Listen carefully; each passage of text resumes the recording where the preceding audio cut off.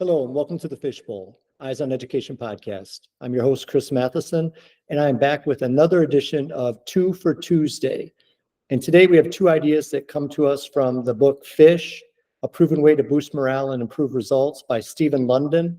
I was exposed to both of these ideas many years ago when I was an adult attendee at the Sabas Student Life Training Camp, beginning in Minnesota. Subsequent years were in Cairo, Egypt, and then Bath, England as well. Great time. Matter of fact, I just got done recording a video for the attendees at this year's Student Life Training Camp. It's a very powerful event, made a significant difference in my life.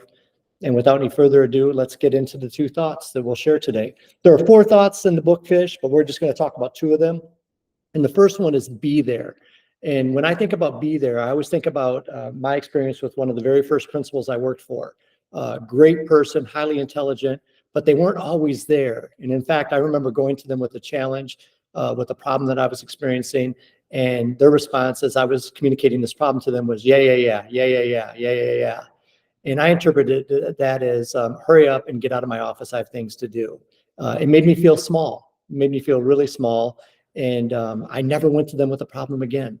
I looked elsewhere, or else I just tried to figure it out on my own. And so when we're having these conversations, we're having these human interactions, we want to truly be there. We want to make eye contact. We want to listen for understanding. We don't want to listen in order to respond. We want to listen in order to understand and be able to conceptualize whatever it is they're trying to communicate to us. The second thought we're going to share today is choose your attitude.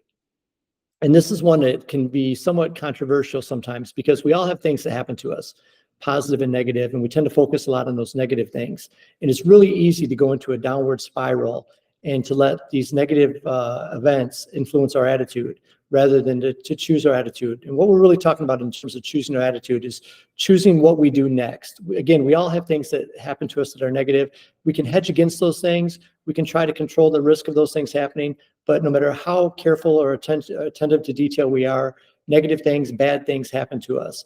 And it's then that we're challenged with choosing our attitude. Yes, this happened to me. Yes, it stinks. Yes, I would not choose for this to happen to me nor any other person, but it did happen. And so what am I going to do now? And to me, choosing your attitude is really embracing the power of what comes next. It embraces the power of your next thought, your next decision, your next action.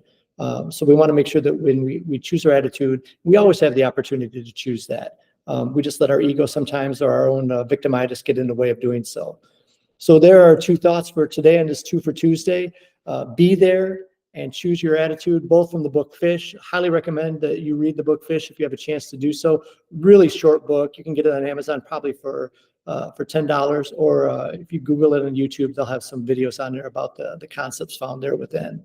As always, please like, subscribe, and comment on the podcast. We appreciate your support of it, and we look forward to seeing you back in the Fishbowl again soon.